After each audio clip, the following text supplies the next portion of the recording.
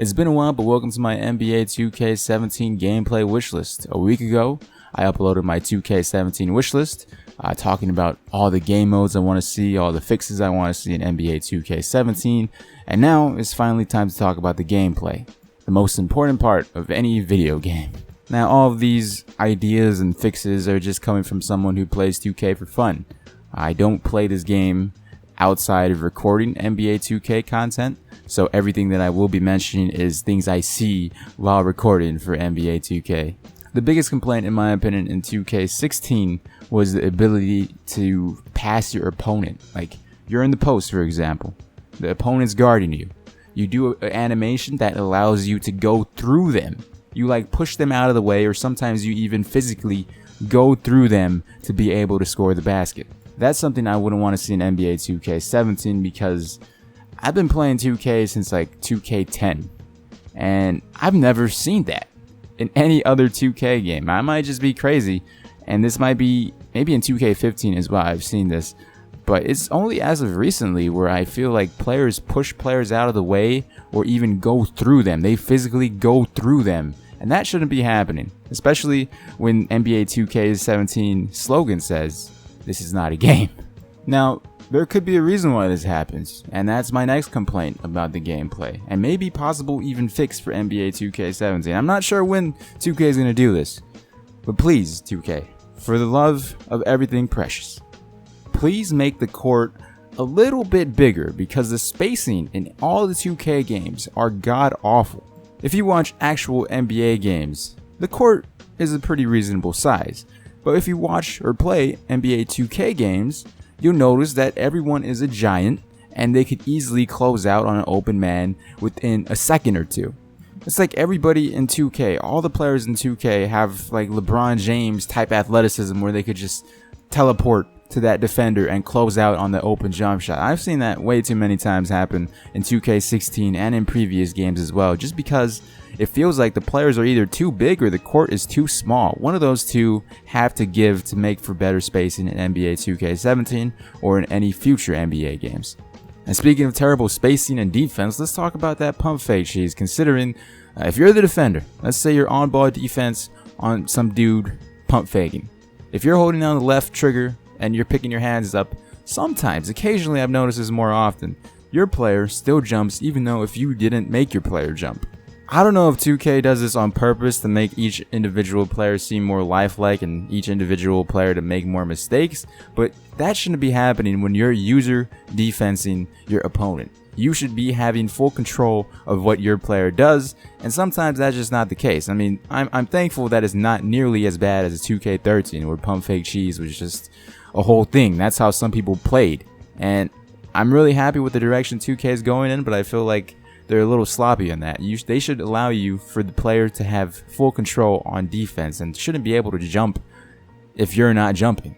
Speaking of more terrible defense, let's talk about how terrible the AI plays help defense. Sometimes they play it amazing, and other times they play it like, oh, I'm just going to leave this three-point shooter open and let him score.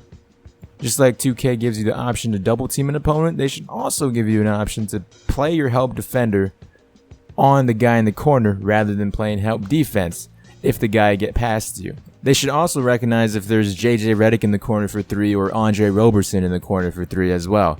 In 2K16, the help defense is just so out of place. Sometimes it's JJ Redick in the corner for 3 and they leave him wide open. Sometimes it's Andre Roberson in the corner for 3 and they leave him wide open. There's no in between. Like the AI should at least recognize if that other player they're leaving open has a good 3-point rating. And I hope in 2K17 or in future 2Ks that's a thing. Now let's talk about even more defense. Even more. That seems to be the prime example of that was wrong with NBA 2K16 in my opinion, is that the defense is just way too inconsistent, and 2K does not reward playing good defense. It rewards going in transition and shooting threes with Steph Curry or any other good 3-point shooter. And that is the interception of passes.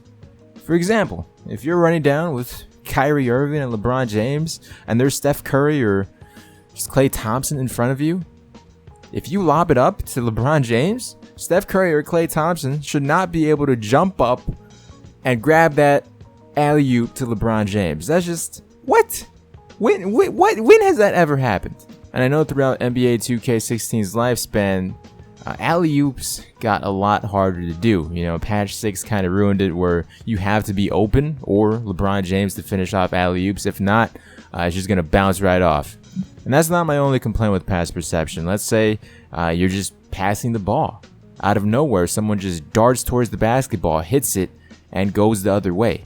Like, the amount of catches I've seen playing 2K16 where the player doesn't even expect the ball.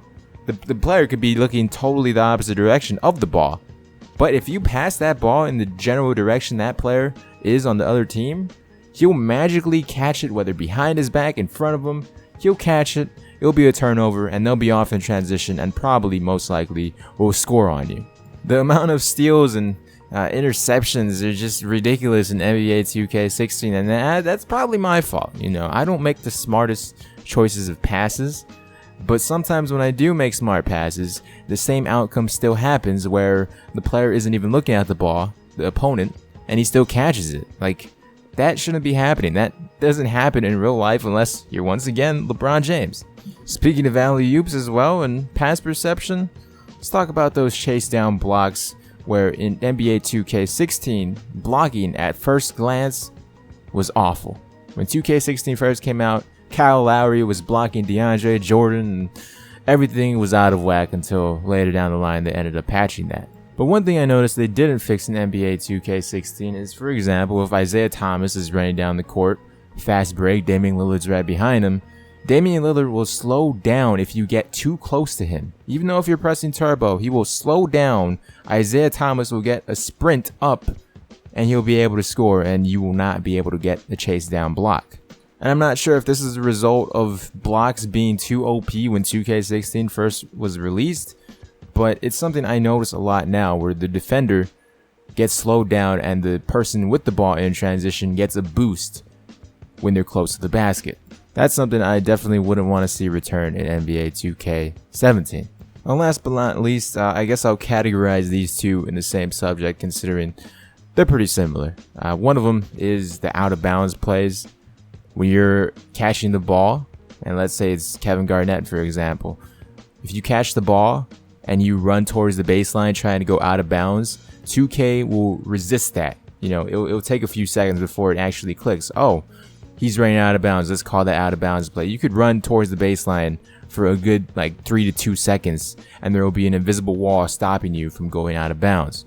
They've gotten better with that, because I remember in 2K10 and 2K12, that was pretty awful. You could continue to run out of bounds, and it would still resist for a good 10 seconds. I'm kind of over exaggerating there with 10 seconds, but it had a stronger resistance than now in 2K16, and hopefully in 2K17 it's even weaker, because when I step out of bounds, I want to step out of bounds. I don't want an invisible wall to save me. And speaking of invisible walls and having the ability to just turn around, a lot of people in transition just pull up like they're Steph Curry. They have an open transition, and instead of doing a layup, they go spin around, go to 3, and hit a corner 3. That should not be happening, especially if you're not Steph Curry or a good player that has dribbling and shooting abilities.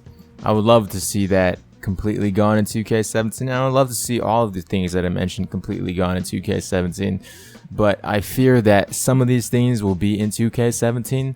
Hopefully other things will be out of 2K17, because I want 2K17 to be the best possible 2K game I've played. You know, that's the year. That's the thing with every 2K game and every game. You always want the next to be better than the last. And I know in this video I didn't really touch upon the playbooks or the zones. I'm not sure if that's really cheesy. I know for a fact a lot of 2K guys use the Grizzlies playbook, and I personally stay away from playbooks, zones, because I'm just a casual 2K player. I'm not trying to put the most time into 2K and be the best player in 2K.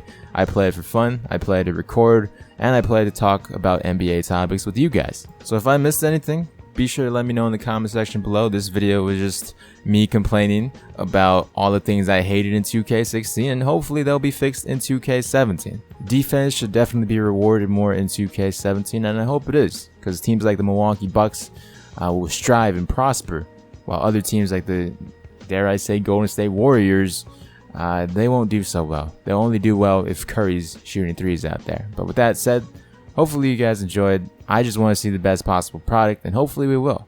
I'll talk to you guys later. Bye.